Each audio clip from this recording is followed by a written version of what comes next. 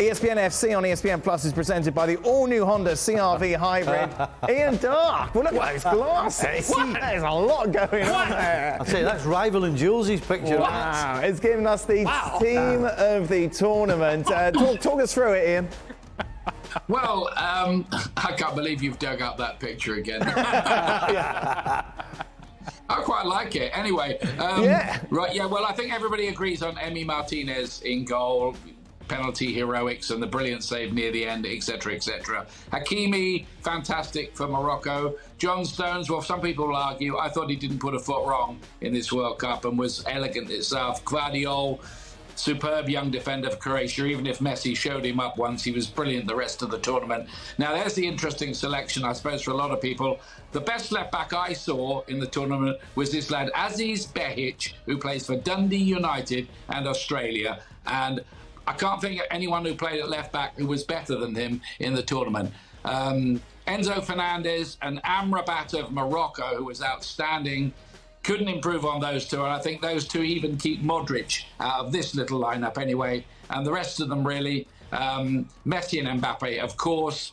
Griezmann, okay, hooked in the final, but he did a lot to get France to that final. And Alexis McAllister, the Brighton playmaker, who probably announced himself to the world at this tournament. Ali, what's your take on that 11?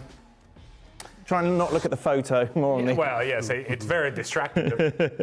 Those glasses are amazing. They are fantastic. I would, and this would be cheating a little bit, but I maybe just play with a back three and I try to shoehorn other people on the field. I think of a player like Onahi from Morocco and how good he was. Or think about, even though he had a slow start to the tournament, how critical to the success of Argentina was Rodrigo de Paul. Towards the end of the competition, how important he was not only in what he does as a player, but what he means to the team, what he represents to the team. So I would have liked to have seen him there. But obviously you only have 11 spots available, and so that it's difficult. Julian Alvarez, well, what's his place? And look, it's an impossible task. It really is. But Argentina and their performance over the first 75 minutes of that final warrant a lot of players from that group to be included in the best 11. I'd probably change two. Okay. I would probably change Stones for Saiz. I think Saiz, just unfortunately, it was too much for him. Right. But he didn't put a foot wrong and maybe did more than Stones did. The other one, I would take Griezmann out. I don't see how you can not put Modric in. I mean, seriously. Yeah, it's a hard one. Can you tell me what he did wrong? But Griezmann took them to the final, didn't he? Like, it's in the semi-final, quarter-final. I mean, he had a couple of good games, yeah, but if we're talking about from the first to the last minute, there was nobody better in the middle of the park than Modric. Right. Every single game he was up there somewhere. Yes, Griezmann had moments where he was just magic. You can't argue with that. But for consistency, I would switch him and Griezmann. Did you enjoy it, Ian? Did you enjoy the World Cup?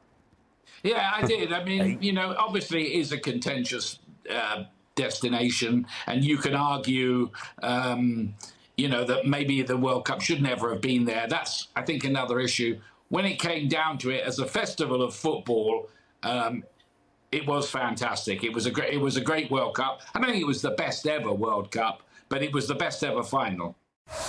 Well, thank you very much for watching ESPN on YouTube. For more sports highlights and analysis, be sure to download the ESPN app. And for live streaming, premium content, and let's not forget as well, ESPN FC 7 days a week. Subscribe to ESPN Plus.